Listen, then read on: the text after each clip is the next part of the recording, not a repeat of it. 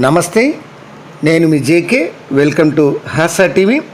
ప్రతి మండల కేంద్రం నుంచి జిల్లా కేంద్రానికి 2 వరుసల రహదారి నిర్మాణానికి తెలంగాణ ప్రభుత్వం ప్రణాళికలు సిద్ధం చేసింది. మండల కేంద్రాల నుంచి 888 కిలోమీటర్ల మేర ఈ యొక్క ప్రభుత్వం ప్రణాళికలు సిద్ధం చేసి నిడుదల విధులకు సిద్ధమైంది. దానికి సంబంధించిన వివరాలను ఈ వీడియో ద్వారా వివరిస్తాను. వీడియో చివరి దాకా చూసి ఒక లైక్ ఇచ్చి మీ అభిప్రాయాన్ని కామెంట్ రూపంలో తెలియజేయండి ఫ్రెండ్స్. తెలంగాణ రాష్ట్ర పరిధిలో ప్రతి మండల కేంద్రం నుంచి జిల్లా కేంద్రానికి 2 వరుసల రహదారి నిర్మాణాలు చేయడానికి తెలంగాణ ప్రభుత్వం అయితే ప్రణాళికలు సిద్ధం చేసింది. తెలంగాణ రాష్ట్రంలో 4 వరుసల రహదారులు 1151 కిలోమీటర్లు, 2 వరుసల రహదారులు 12,836 కిలోమీటర్లు, 1 వరుసల రహదారి 16,013 కిలోమీటర్ల మేర ఉన్నాయి. ఇందులో మండల కేంద్రాల నుంచి జిల్లా కేంద్రాలకు 898 కిలోమీటర్ల మేర ఉన్నటువంటి సింగిల్ రోడ్లు ఉన్నాయి. వీటిని 2 వరుసలుగా తీర్చిదిద్దాలని అధికారులు నిర్ణయించారు. తెలంగాణలో కొత్త జిల్లాలు ఏర్పడిన తర్వాత జిల్లా మండల కేంద్రాలకు మధ్య దూరం తగ్గింది. ప్రభుత్వ కార్యాలయాల్లో పనులు, వ్యాపారాలు, చదువుల నిమిత్తం జిల్లా కేంద్రాలకు మండల కేంద్రాలతో పాటు వాటి పరిధిలోని గ్రామాల నుంచి ప్రజలు రాకపోకలనేవి బాగా పెరిగాయి. ప్రధానంగా 10,000 మంది నుంచి 20,000 వరకు జనాభా ఉన్నటువంటి మండల కేంద్రాల నుంచి రాకపోకలు ఎక్కువగా సాగుతున్నాయి. అయితే చాలా చోట్ల సింగిల్ రోడ్లు ఉండడంతో రవాణాకు ఇబ్బందిగా ఉంటుంది. ఈ నేపథ్యంలో మండల కేంద్రాల నుంచి జిల్లా కేంద్రాలకు పోయేటువంటి యొక్క రోడ్లలో రాబోయే 4 ఏళ్లలో ఈ యొక్క 2 వరుసల రోడ్లు అంటే డబుల్ రోడ్లు నిర్మించాలని ఇక తెలంగాణ ప్రభుత్వం భావిస్తుంది. ఇందుకు సంబంధించినటువంటి ప్రక్రియపై అధికారులు కూడా దృష్టి సారించారు. ఇక ఏ నియోజకవర్గాల్లో ఏ మార్గాల్లో ఈ 2 వరుసల రహదారులు నిర్మించాలనేటువంటి విషయం ఇప్పుడు చూద్దాం.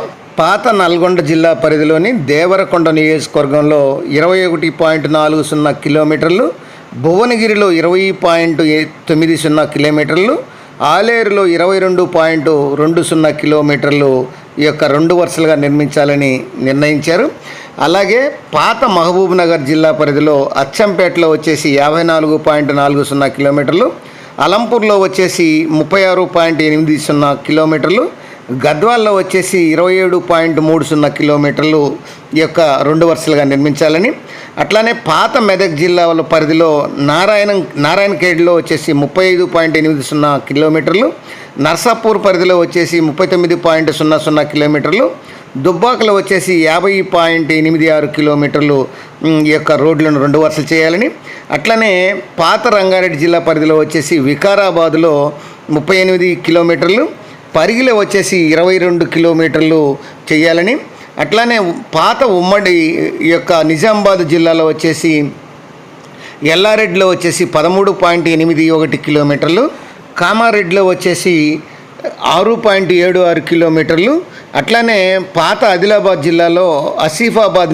నియోజకవర్గంలో వచ్చేసి 88 కిలోమీటర్లు, ఉమ్మడి వరంగల్ జిల్లాలో వచ్చేసి ములుగులో వచ్చేసి 37.75 కిలోమీటర్లు, ఉమ్మడి కరీంనగర్ జిల్లాలో వచ్చేసి పెద్దపల్లిలో 52.73 కిలోమీటర్లు, వేములవాడలో వచ్చేసి 44.80 కిలోమీటర్ల మేర ఈ సింగిల్ రోడ్లను డబుల్ రోడ్లుగా మార్చాలని అయితే తెలంగాణ గవర్నమెంట్ నిర్ణయించింది.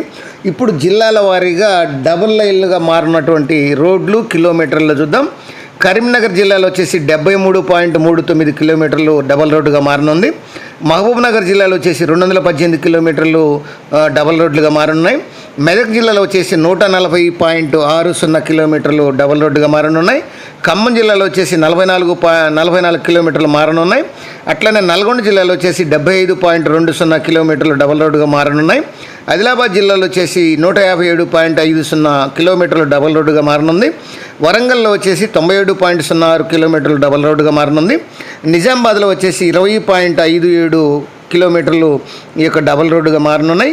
రంగారెడ్డి జిల్లాలో వచ్చేసి 60 కిలోమీటర్లు ఈ యొక్క డబల్ రోడ్డుగా అయితే మారనున్నాయి. అది ఫ్రెండ్స్, ఇక ఈ తెలంగాణ రాష్ట్రంలో సింగిల్ రోడ్డుగా ఉన్నటువంటి రోడ్లు ఈ యొక్క మండల కేంద్రాల నుంచి జిల్లా కేంద్రాలకు డబల్ రోడ్డుగా మారున్నటువంటి రోడ్ల వివరాలు. మరొక అంశంతో మళ్ళీ మీ ముందుంటాను ఫ్రెండ్స్. జై హింద్.